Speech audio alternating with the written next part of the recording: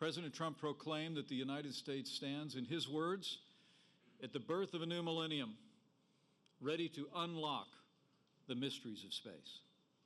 And since day one of our administration, this president has kept his promise to restore America's proud legacy of leadership in space, believing that space is essential to our nation's security, prosperity, and our very way of life. Last year, after it had lain dormant for nearly a quarter century, President Trump revived the National Space Council to reinvigorate and coordinate space activities across our government. It's my great honor as Vice President to serve as the Chairman of the National Space Council. And I'm pleased to report that President Trump has already signed 3 new space policy directives to reorient our space program toward human exploration, unleash America's burgeoning commercial space companies, and safeguard our vital space assets with new space traffic management policy. But as Commander-in-Chief, President Trump's highest priority is the safety and security of the American people.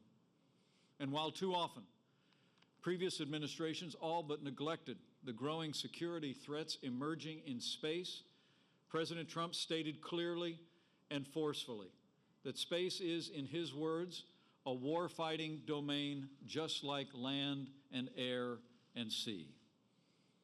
And just as we've done in ages past, the United States of America, under his leadership, will meet the emerging threats on this new battlefield with American ingenuity and strength to defend our nation, protect our people, and carry the cause of liberty and peace into the next great American frontier. In 1939, at the start of the Second World War, the U.S. Army Air Corps was still a fledgling organization. But as Nazi air forces bombed their way from Warsaw to London, our military commanders took decisive action then to meet that new threat head on. By 1945, the American military had nearly 30 times the number of planes and 85 times the number of pilots and support crews compared to just 6 years earlier. America and our allies emerged victorious from World War II because of the strength of our armed forces and because our armed forces adapted to meet the emerging threats of the day. We knew that air power had forever changed the nature of war, so we marshaled the resources and the will to build the most powerful air force the world had ever seen. And just 2 years after that terrible conflict, our nation created a new branch of service to secure American dominance in the skies for generations to come, with the creation of the United States Air Force. Now the time has come to write the next great chapter in the history of our armed forces, to prepare for the next battlefield, where America's best and bravest will be called to deter and defeat a new generation of threats to our people, to our nation. The time has come to establish the United States Space Force. And that's what brings us here today. 7 weeks ago, President Trump directed the Department of Defense to immediately begin the process necessary to establish a Space Force as the 6th branch of the armed forces. The President made it clear that our ultimate objective is to create a new branch of our military that's separate from and equal to 5 other branches. Today, the Department of Defense will release a report outlining the first stages of our administration's plan to implement the President's guidance and turn his vision into a reality. This report reviews the national security space activities within the Department of Defense, and it identifies concrete steps that our administration will take to lay the foundation for a new department of the Space Force. Now, to be clear, the Space Force will not be built from scratch, because the men and women who run and protect our nation's space programs today are already the best in the world. Since the dawn of the space age, America has remained the best in space.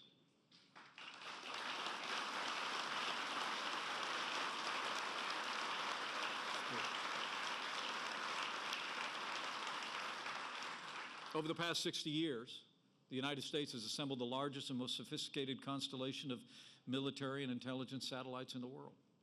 We've pioneered the technology to leverage American power in space here on Earth and give our warfighters the intelligence that they need and give our intelligence community the information they need to maintain a strategic advantage wherever our warfighters are operating. Across this department and our intelligence agency, there are literally tens of thousands of military personnel, civilians, and contractors operating and supporting our space systems. And together, they're the eyes and ears of America's warfighters around the globe. And they do a remarkable job. I've seen their work firsthand. I traveled across the country to meet with the men and women who are fighting for America's future in space in my first year and a half on this job. From the airmen of the 50th Space Wing at Schriever Air Force Base, whose fleet of surveillance, navigation, and communication satellites increase the agility, precision, and effectiveness of our armed forces, to the engineers of the Missile Defense Agency at Redstone Arsenal in Alabama, who are forging the next generation of rockets to strengthen our missile defense, to the many other bases and facilities across the country where our men and women in uniform work together with our intelligence community and our allies to protect our people, our nation, and our interests around the world. And over the past 18 months, President Trump and our entire administration have taken decisive action to strengthen American power in space as well. President Trump recently signed the largest investment in our national defense since the days of Ronald Reagan.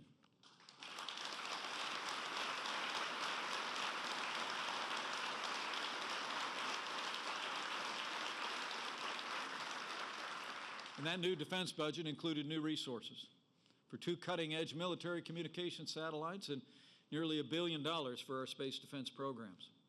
And today, we renew the President's call on the Congress of the United States to invest an additional $8 billion in our space security systems over the next 5 years.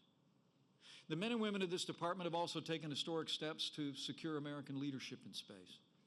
At the direction of Secretary Mattis, the Department of Defense is fielding a new generation of jam-resistant GPS and communication satellites, and new missile warning satellites that are smaller, tougher, and more maneuverable than ever before. And while these steps have been vital to our national defense, they're really only a beginning. They're only a beginning of meeting the rising security threats our nation faces in space today and in the future. As President Trump has said in his words, it is not enough to merely have an American presence in space. We must have American dominance in space, and so we will.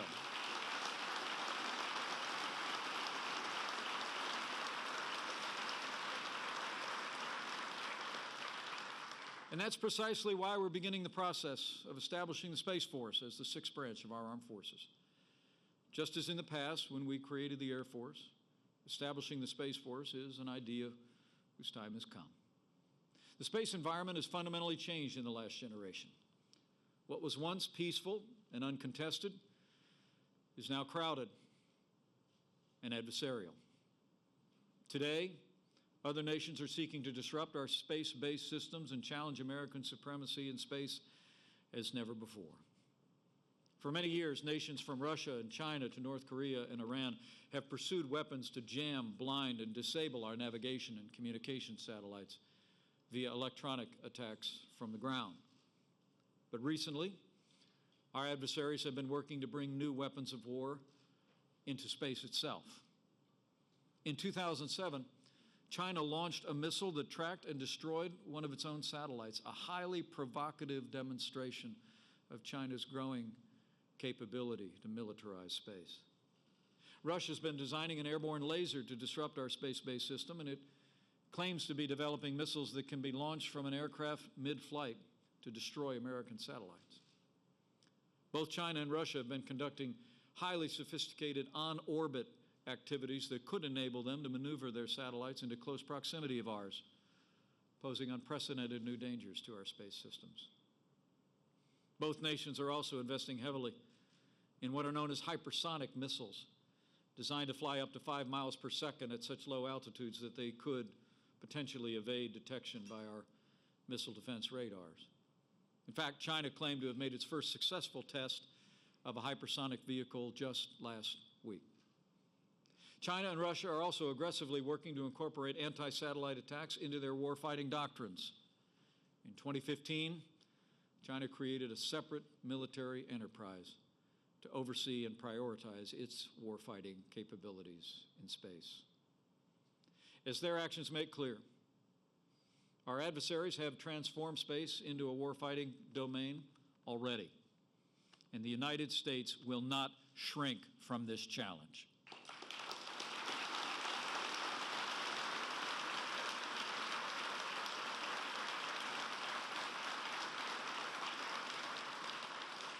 Under President Trump's leadership, we will meet it head on to defend our nation and build a peaceful future here on Earth and in space. America will always seek peace in space as on the Earth, but history proves that peace only comes through strength. And in the realm of outer space, the United States Space Force will be that strength in the years ahead.